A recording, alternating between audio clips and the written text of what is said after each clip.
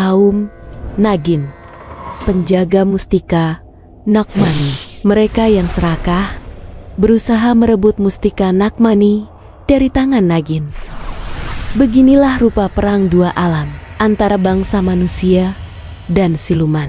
Namun di tengah kehancuran, ia justru jatuh cinta pada seorang manusia. Percayakah kalian cinta bisa melawan takdir?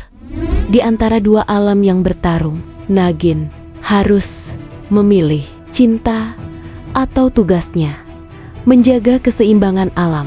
Siapkah kalian menyaksikan kisahnya hingga akhir?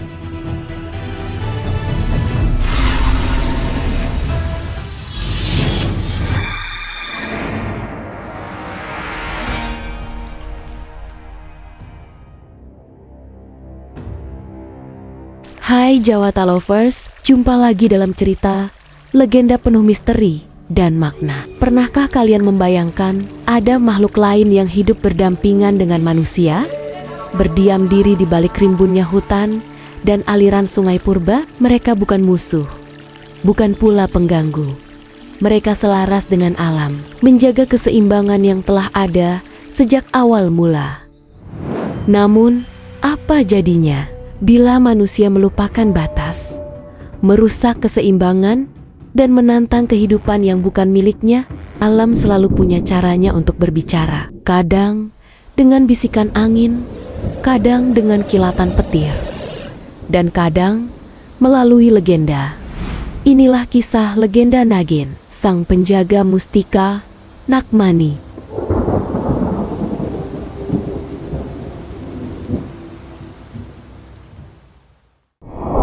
Sebelum kita lanjut, kami akan memperkenalkan sebuah cerita fantasi. Jika kamu ingin tahu bagaimana Laskar Katak lahir ke dunia Jawata dengan berbagai keajaiban dan keunikannya, silakan tonton kisah 100 Laskar Katak di kanal ini. Jangan lupa klik subscribe supaya kamu gak ketinggalan cerita legenda penuh misteri dan pelajaran berharga. Di antara rimbunnya lereng hutan purba, kabut pagi menari di atas dedaunan basah dan tepian sungai kuno yang airnya berkilau seperti kaca zamrud. Saksi bisu perjalanan waktu di masa lalu. Tersimpan sebuah legenda yang berbisik dari masa ke masa, melewati angin, hujan, dan waktu ribuan tahun. Legenda tentang kaum setengah manusia, setengah ular yang disebut Nagin. Terkadang wujudnya putih keperakan, terkadang hitam pekat, terkadang berkilau keemasan. Turun-temurun mewarisi kemampuan supranatural. Nagin, sang penjaga di perbatasan dua alam, antara manusia dan siluman, tersembunyi dan sakral, penjaga keseimbangan alam. Namun terkadang, sosoknya menjelma sebagai gadis desa yang lugu dan pendiam dalam kesendirian, bertapa dan mengolah jiwa, menempa diri dalam kedikdayaan dan spiritual. Di dalam dirinya tersimpan sebuah mustika sakral nan ajaib bernama Nagmani, permata legendaris yang menyimpan kekuatan luar biasa. Nagin sadar satu hal, Nagmani adalah mustika langka paling diburu kaum manusia dan siluman serakah sepanjang masa. Dahulu kala, mereka saling berebut dan saling menghancurkan demi mustika Nagmani.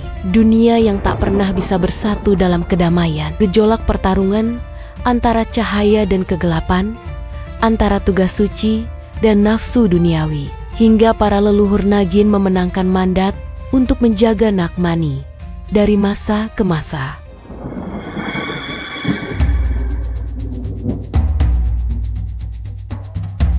Namun alam tak selalu bersahabat dengannya.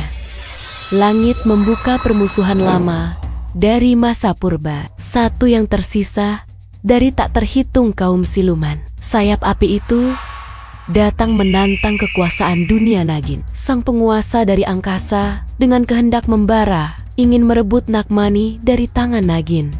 Pencuri, kau datang lagi! Nagin, serahkan Nagmani padaku, atau akan kuhancurkan kau bersama sungai ini. Aku Nagin, bukan budakmu. Aku tidak takut padamu. Teriak Nagin tak gentar, seraya menghadap angkasa yang mencekam. Darahku adalah pelindung bumi ini. Aku tak takut padamu. Tak akan pernah kuserahkan mustika ini kepada siapapun. Akulah pemilik Nagmani, seru Nagin, membahana dalam gaung dunia. Aku melindunginya dengan nyawaku.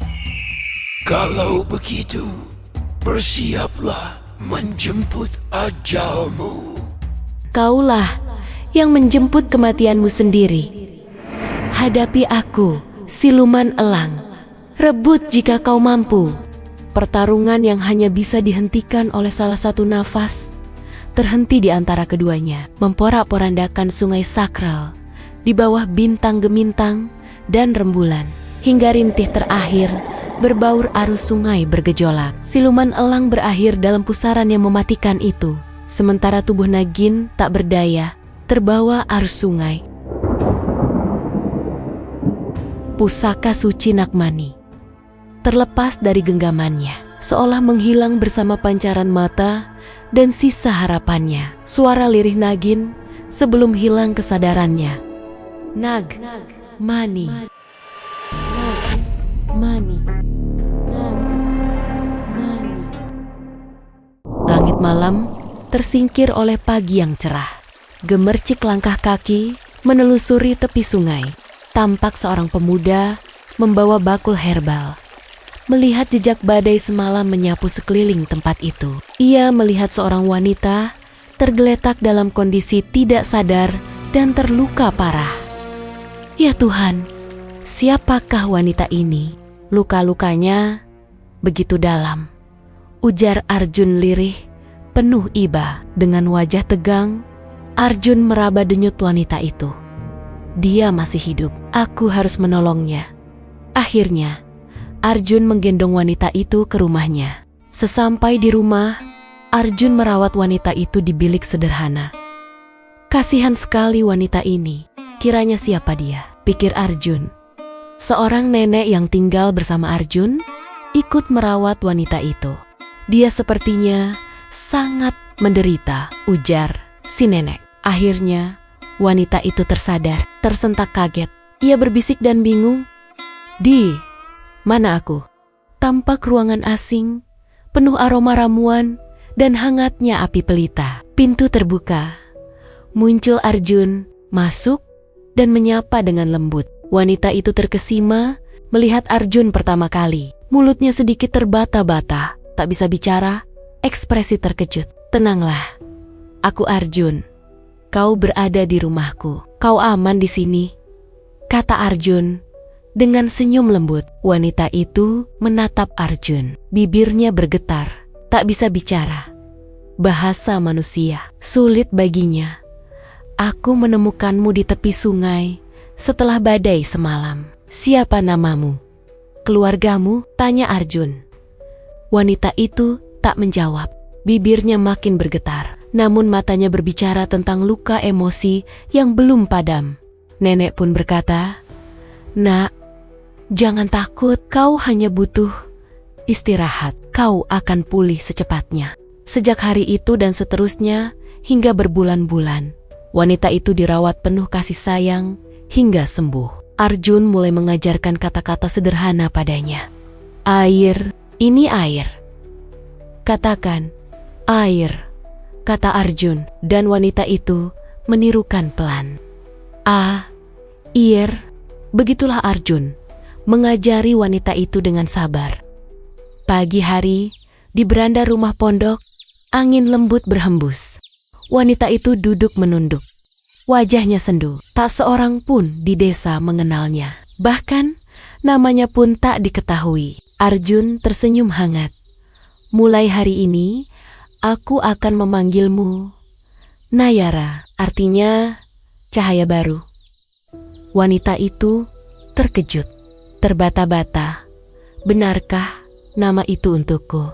Apa kau suka nama itu? Ya, Nayara, namaku Nayara. Ia mengangguk senang. Mulai sekarang punya nama. Nenek tersenyum dan mengangguk. Indah sekali. Nayara, nama yang membawa harapan. ujar nenek sambil membelai kepala Nayara, seperti cucunya sendiri. Senja di desa berwarna keemasan. Kedamaian seperti ini belum pernah dirasakan oleh Nayara pada kehidupan masa lalunya. Nayara bermain dengan bunga, Arjun menatap dari jauh dengan kagum, menunjukkan hubungan yang semakin hangat. Namun ketika malam kembali diliputi sunyi, setiap Nayara merenungi diri dalam doa, tatapannya kembali kosong. Ingatannya berangsur-angsur untuk kembali akan sesuatu yang raib dari dalam dirinya, jauh di lubuk hatinya. Setiap kilat yang datang bersama hujan, ia sadar ada sesuatu berharga yang hilang dari dalam dirinya. Nakmani. Nayara berjalan ke arah sungai, cahaya bulan menyinari wajahnya yang sendu. "Di mana kau, pusaka milikku?" Arjun muncul di belakangnya. Dengan raut cemas, "Kau selalu kembali ke sungai. Apa yang kau cari sebenarnya?" Nayara hanya diam, menunduk, air matanya jatuh. Tak ada jawaban, hanya gelisah yang membelenggu. "Kau tahu, aku selalu mencemaskanmu. Aku menjaga dan melindungimu," kata Arjun. Keesokan harinya, Nayara membantu nenek menjemur padi, belajar memasak, dan tampak mulai tersenyum sedikit. "Jangan dimakan langsung. Itu daging ikan, masih mentah. Harus dimasak dulu," kata nenek. Arjun menatap dari kejauhan, diam-diam menaruh kagum pada Nayara. "Nayara, siapa sebenarnya dirimu? Mengapa aku selalu ingin melindungimu?" Nayara belajar menenun dengan ibu-ibu desa. Tawa kecilnya muncul. Hari demi hari, Nayara tak lagi asing dengan dunia manusia. Api unggun malam desa. Orang-orang bernyanyi. Nayara duduk di sisi Arjun dan nenek. "Hei, Arjun, kenapa tidak kau nikahi saja Nayara? Kami rasa kalian cocok menjadi pasangan suami istri." Candaan warga disambut raut Arjun terkejut, dan Nayara tersipu. Serasa saling berpaut. Dalam diam, Nayara di bawah sinar rembulan, matanya berkilau haru, sangat mengkhawatirkan keberadaan Nakmani. Jika pusaka itu jatuh ke tangan yang salah, maka kekacauan besar dua alam akan terjadi lagi. Adakah hati yang murni, tidak serakah, mengembalikan pusaka itu padaku? Maka aku akan mencintainya sepenuh hati, melindunginya dengan nyawaku sendiri, ujar Nayara, tanpa sadar berucap lirih. Ia memandang langit malam dengan cemas, kian memuncak.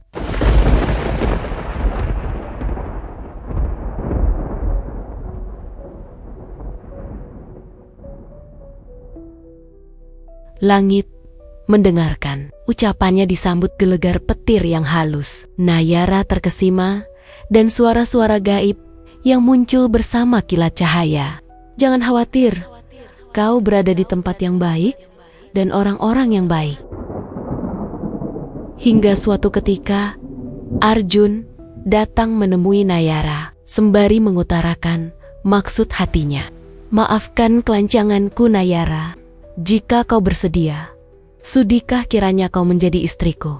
Aku bukan orang kaya, bukan orang bergelimang harta, tapi kiranya kau bersedia menerima benda sederhana ini sebagai pinangan dariku," kata Arjun tersenyum.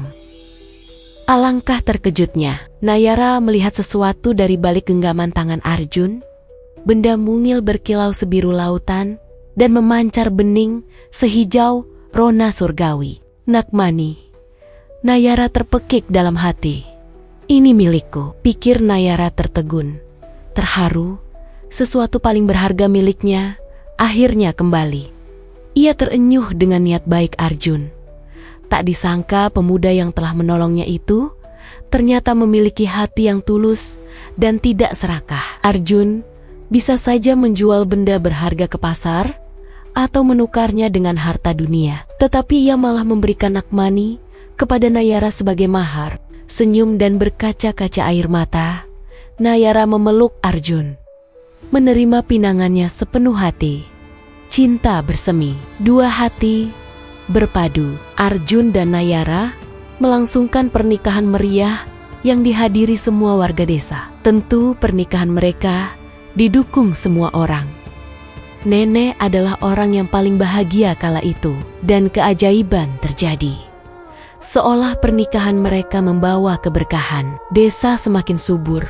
Ternak dan ladang menuai hasil berlimpah. Tak terasa hampir 1 tahun lamanya, Nayara tinggal di desa tersebut bersama Arjun di tengah warga desa. Arjun merasa aneh.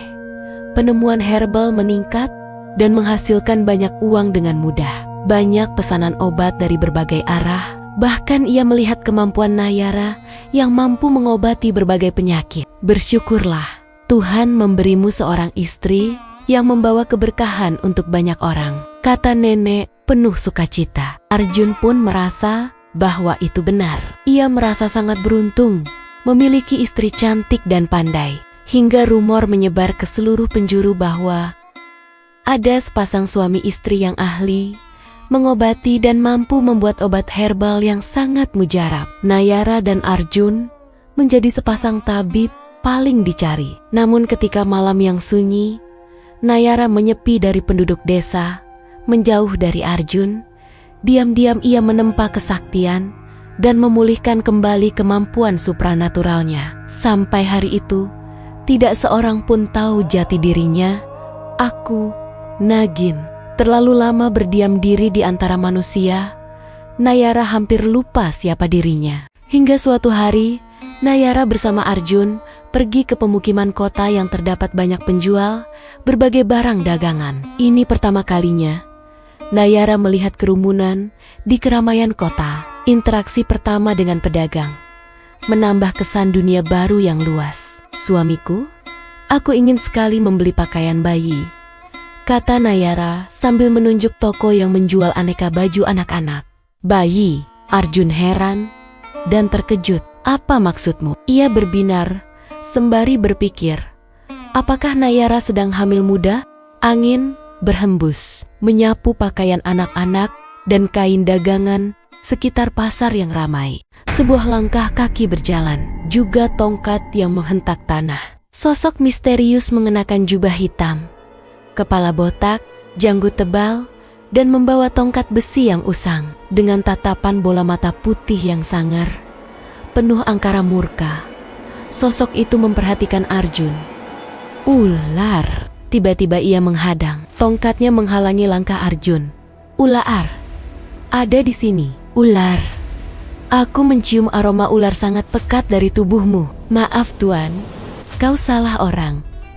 Aku bukan pawang ular. Ular yang bersamamu, kau tidak menyadarinya. Ada apa guru? Para pengikutnya bermunculan. Rupanya sosok misterius itu adalah pawang guru yang memiliki banyak anak buah. Akhirnya, kita menemukan ular betina itu. Ayo, kita tangkap dia.